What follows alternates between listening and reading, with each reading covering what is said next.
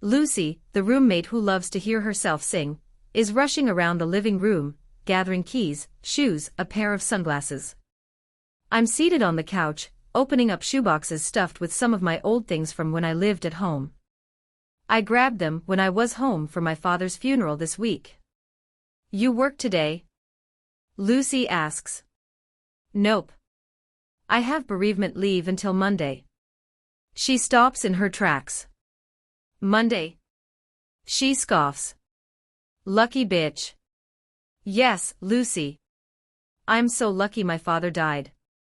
I say it sarcastically, of course, but I cringe when I realize it's not actually very sarcastic. You know what I mean, she mutters. She grabs her purse as she balances on one foot while sliding her shoe onto the other. I'm not coming home tonight. Staying over at Alex's house. The door slams behind her. We have a lot in common on the surface, but beyond wearing the same size clothes, being the same age, and both having four-letter names that start with an L and end with AY, there's not much else there that makes us more than just roommates. I'm okay with that, though. Other than the incessant singing, she's pretty tolerable. She's clean, and she's gone a lot. Two of the most important qualities in a roommate. I'm pulling the lid off the top of one of the shoeboxes when my cell phone rings. I reach across the couch and grab it. When I see that it's my mother, I press my face into the couch and fake cry into a throw pillow. I bring the phone to my ear. Hello. There's 3 seconds of silence and then, hello, Lily. I sigh and sit back up on the couch. Hey, Mom. I'm really surprised she's speaking to me. It's only been 1 day since the funeral. That's 364 days sooner than I expected to hear from her. How are you? I ask. She sighs dramatically. Fine, she says. Your aunt and uncle went back to Nebraska this morning. It'll be my first night alone since. You'll be fine, Mom, I say, trying to sound confident. She's quiet for too long, and then she says, Lily. I just want you to know that you shouldn't be embarrassed about what happened yesterday. I pause. I wasn't. Not even the slightest bit. Everyone freezes up once in a while. I shouldn't have put that kind of pressure on you, knowing how hard the day was on you already. I should have just had your uncle do it. I close my eyes. Here she goes again. Covering up what she doesn't want to see. Taking blame that isn't even hers to take. Of course, she convinced herself that I froze up yesterday, and that's why I refused to speak. Of course she did. I have half a mind to tell her it wasn't a mistake. I didn't freeze up. I just had nothing great to say about the unremarkable man she chose to be my father. But part of me does feel guilty for what I did, specifically because it's not something I should have done in the presence of my mother, so I just accept what she's doing and go along with it. Thanks, Mom. Sorry I choked. It's fine, Lily. I need to go. I have to run to the insurance office. We have a meeting about your father's policies. Call me tomorrow, okay? I will, I tell her. Love you, Mom. I end the call and toss the phone across the couch. I open the shoebox on my lap and pull out the contents. On the very top is a small wooden, hollow heart. I run my fingers over it and remember the night I was given this heart. As soon as the memory begins to sink in, I set it aside. Nostalgia is a funny thing. I move a few old letters and newspaper clippings aside. Beneath all of it, I find what I was hoping was inside these boxes. And also sort of hoping wasn't. My Ellen diaries. I run my hands over them. There are 3 of them in this box, but I'd say there are probably 8 or 9 total. I haven't read any of these since the last time I wrote in them. I refuse to admit that I kept a diary when I was younger because that was so cliché. Instead, I convinced myself that what I was doing was cool because it wasn't technically a diary. I addressed each of my entries to Ellen DeGeneres because I began watching her show the first day it aired in 2003, when I was just a little girl. I watched it every day after school, and was convinced Ellen would love me if she got to know me. I wrote letters to her regularly until I turned 16, but I wrote them like one would write entries in a diary. Of course, I knew the last thing Ellen DeGeneres probably wanted was a random girl's journal entries. Luckily, I never actually sent any in. But I still liked addressing all the entries to her, so I continued to do that until I stopped writing in them altogether. I open another shoebox and find more of them. I sort through them until I grab the one from when I was 15 years old. I flip it open, searching for the day I met Atlas. There wasn't much that happened in my life worth writing about before he entered it, but somehow I filled 6 journals full before he ever came into the picture. I swore I'd never read these again, but with the passing of my father, I've been thinking about my childhood a lot. Maybe if I read through these journals, I'll somehow find a little strength for forgiveness. Although I fear I'm running the risk of building up even more resentment. I lie back on the couch and I begin reading. Here's the passage with the requested changes. Dear Ellen, before I tell you what happened today, I have a really good idea for a new segment on your show. It's called Ellen at Home. I think lots of people would like to see you outside of work. I always wonder what you're like at home when it's just you and Portia and the cameras aren't around. Maybe the producers can give her a camera, and sometimes she can just sneak up on you and film you doing normal things, like watching TV or cooking or gardening.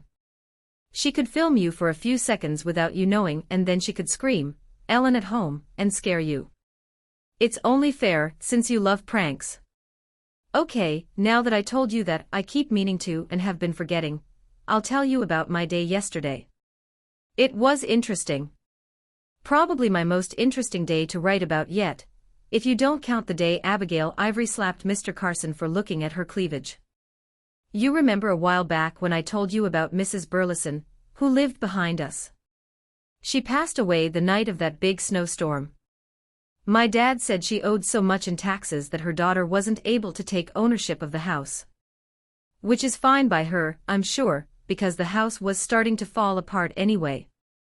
It probably would have been more of a burden than anything.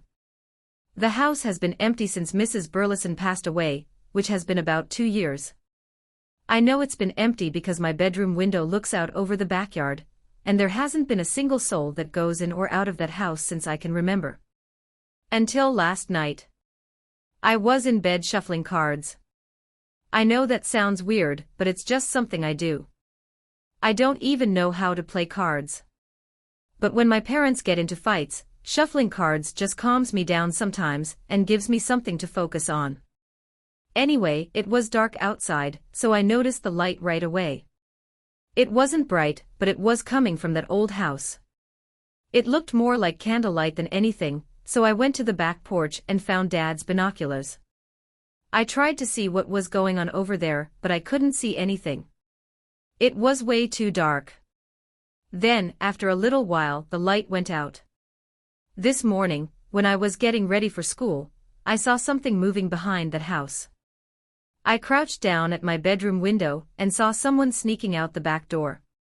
It was a guy, and he had a backpack. He looked around like he was making sure no one saw him, and then he walked between our house and the neighbor's house and went and stood at the bus stop. I'd never seen him before. It was the first time he rode my bus. He sat in the back and I sat in the middle, so I didn't talk to him. But when he got off the bus at school, I saw him walk into the school, so he must go there. I have no idea why he was sleeping in that house. There's probably no electricity or running water. I thought maybe he did it as a dare, but today he got off the bus at the same stop as me. He walked down the street like he was going somewhere else, but I ran straight to my room and watched out the window. Sure enough, a few minutes later, I saw him sneaking back inside that empty house. I don't know if I should say something to my mother. I hate to be nosy because it's none of my business. But if that guy doesn't have anywhere to go, I feel like my mother would know how to help him since she works at a school. I don't know. I might wait a couple of days before I say something and see if he goes back home. He might just need a break from his parents. Same as I wish I could have sometimes. That's all. I'll let you know what happens tomorrow. Lily. Dear Ellen. I fast forward through all your dancing when I watch your show. I used to watch the beginning when you danced through the audience, but I get a little bored with it now and would rather just hear you talk. I hope that doesn't make you mad. Okay, so I found out who the guy is, and yes, he's still going over there. It's been 2 days now, and I still haven't told anyone. His name is Atlas Corrigan, and he's a senior, but that's all I know. I asked Katie who he was when she sat next to me on the bus. She rolled her eyes and told me his name. But then she said, I don't know anything else about him, but he smells. She scrunched up her nose like it grossed her out. I wanted to yell at her and tell her he can't help it, that he doesn't have any running water. But instead, I just looked back at him. I might have stared a little too much because he caught me looking at him. When I got home, I went to the backyard to do some gardening. My radishes were ready to be pulled, so I was out there pulling them. The radishes are the only thing left in my garden. It's starting to get cold, so there's not much else I can plant right now. I probably could have waited a few more days to pull them, but I was also outside because I was being nosy. I noticed as I was pulling them that some were missing. It looked like they had just been dug up. I know I didn't pull them, and my parents never mess with my garden. That's when I thought about Atlas and how it was more than likely him. I hadn't thought about how, if he doesn't have access to a shower, he probably doesn't have food, either. I went inside my house and made a couple of sandwiches. I grabbed 2 sodas out of the fridge and a bag of chips. I put them in a lunch bag, and I ran it over to the abandoned house and set it on the back porch by the door. I wasn't sure if he saw me, so I knocked real hard and then ran back to my house and went straight to my room. By the time I got to the window to see if he was going to come outside, the bag was already gone. Dear Ellen. That's when I knew he'd been watching me. I'm kind of nervous now that he knows I know he's staying there. I don't know what I'll say to him if he tries to talk to me tomorrow. Lily. Dear Ellen. I saw your interview with the presidential candidate Barack Obama today. Does that make you nervous? Interviewing people who could potentially run the country. I don't know a lot about politics, but I don't think I could be funny under that kind of pressure. Man. So much has happened to both of us. You just interviewed someone who might be our next president, and I'm feeding a homeless boy. This morning, when I got to the bus stop, Atlas was already there. It was just the 2 of us at first, and I'm not gonna lie, it was awkward. I could see the bus coming around the corner, and I was wishing it would drive a little faster. Right when it pulled up, he took a step closer to me and without looking up he said, "Thank you." The doors opened on the bus, and he let me walk on first. I didn't say, "You're welcome," because I was kind of shocked by my reaction. His voice gave me chills. Ellen. Has a boy's voice ever done that to you? Oh, wait. Sorry. Has a girl's voice ever done that to you? He didn't sit by me or anything on the way there, but on the way back from school, he was the last one getting on. There weren't any empty seats, but I could tell by the way he scanned all the people on the bus that he wasn't looking for an empty seat. He was looking for me. When his eyes met mine, I looked down at my lap real quick. I hate that I'm not very confident around guys. Maybe that's something I'll grow into when I finally turn 16. He sat down next to me and dropped his backpack between his legs. That's when I noticed what Katie was talking about. He did kind of smell, but I didn't judge him for that. He didn't say anything at first, but he was fidgeting with a hole in his jeans. It wasn't the kind of hole that was there to make jeans look stylish. I could tell it was there because it was a genuine hole, due to his pants being old. They actually looked a little too small for him because his ankles were showing. But he was skinny enough that they fit him just fine everywhere else. "Did you tell anyone?" he asked me. I looked at him when he spoke, and he was looking right back at me like he was worried. It was the first time I had actually gotten a good look at him. His hair was dark brown, but I thought maybe if he washed it, it wouldn't be as dark as it looked right then. His eyes were bright, unlike the rest of him. Real blue eyes, like the kind you see on a Siberian husky. I shouldn't compare his eyes to a dog, but that's the first thing I thought when I saw them. I shook my head and looked back out the window. I thought he might get up and find another seat at that point since I said I didn't tell anyone, but he didn't. The bus made a few stops, and the fact that he was still sitting by me gave me a little courage, so I made my voice a whisper. "Why don't you live at home with your parents?" He stared at me for a few seconds, like he was trying to decide if he wanted to trust me or not. Then he said, "Because they don't want me to." That's when he got up. I thought I'd made him mad, but then I realized he got up because we were at our stop. I grabbed my stuff and followed him off the bus. He didn't try to hide where he was heading today like he usually does. Normally, he walks down the street and goes around the block so I don't see him cut through my backyard. But today, he started to walk toward my yard with me.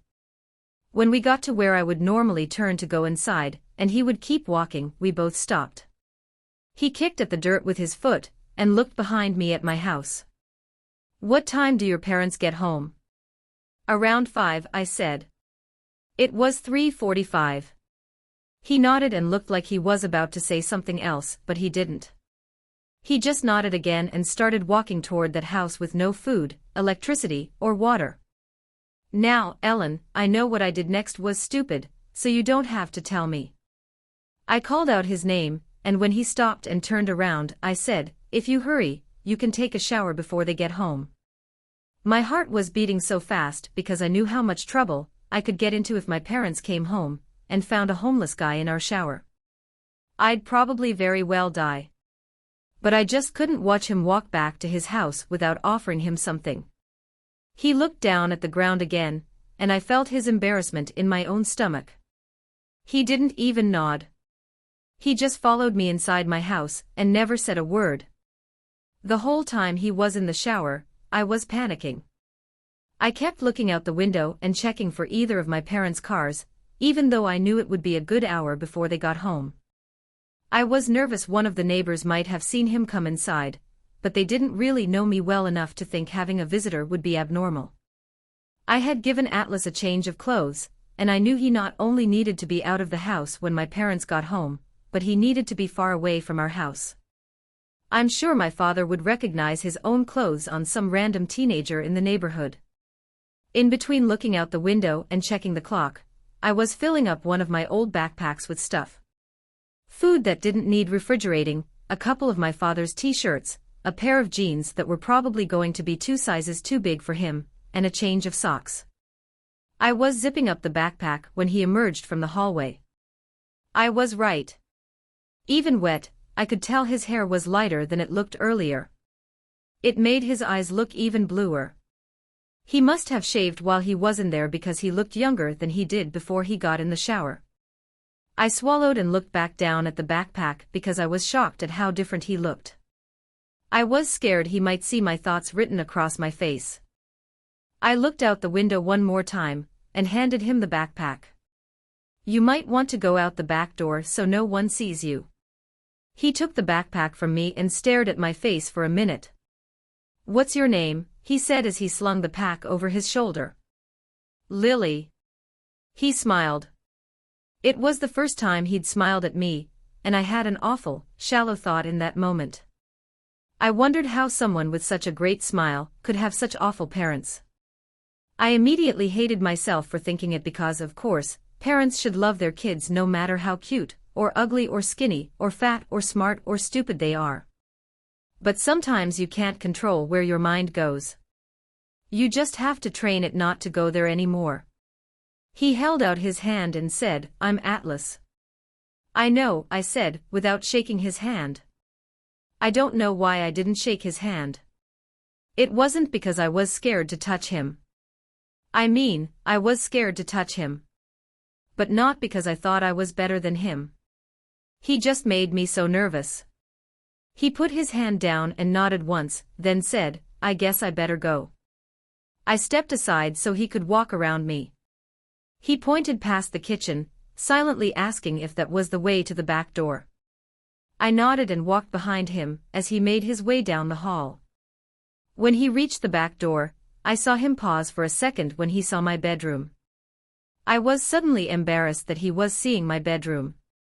No one ever sees my bedroom, so I've never felt the need to give it a more mature look. I still have the same pink bedspread and curtains I've had since I was 12. For the first time ever, I felt like ripping down my poster of Adam Brody. Atlas didn't seem to care how my room was decorated. He looked straight at my window, the one that looks out over the backyard, then he glanced back at me. Right before he walked out the back door, he said, "Thank you for not being disparaging, Lily." And then he was gone. Of course, I've heard the term disparaging before, but it was weird hearing a teenage guy use it.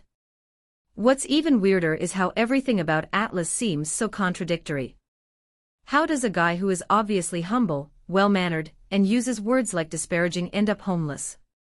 How does any teenager end up homeless? I need to find out, Ellen. I'm going to find out what happened to him. You just wait and see. Lily. I'm about to open another entry when my phone rings. I crawl across the couch for it, and I'm not the least bit surprised to see it's my mother again. Now that my father has passed and she's alone, she'll probably call me twice as much as she did before. Hello. What do you think about my moving to Boston? She blurts out. I grab the throw pillow next to me and shove my face into it, muffling a scream. Wow, I say. Really? She's quiet and then, it was just a thought. We can discuss it tomorrow. I'm almost to my meeting. Okay. Bye. And just like that, I want to move out of Massachusetts. She can't move here. She doesn't know anyone here. She'd expect me to entertain her every day. I love my mother, don't get me wrong, but I moved to Boston to be on my own, and having her in the same city would make me feel less independent. My father was diagnosed with cancer 3 years ago, while I was still in college. If Ryle Kincaid were here right now, I'd tell him the naked truth that I was a little bit relieved when my father became too ill to physically hurt my mother. It completely changed the dynamic of their relationship, and I no longer felt obligated to stay in plethora to make sure she was okay. Now that my father is gone and I never have to worry about my mother again, I was looking forward to spreading my wings, so to speak. But now she's moving to Boston. It feels like my wings were just clipped. Where is a marine-grade polymer chair when I need one? I'm seriously stressing out, and I have no idea what I'd do if my mother moves to Boston. I don't have a garden, or a yard, or a patio, or weeds. I have to find another outlet.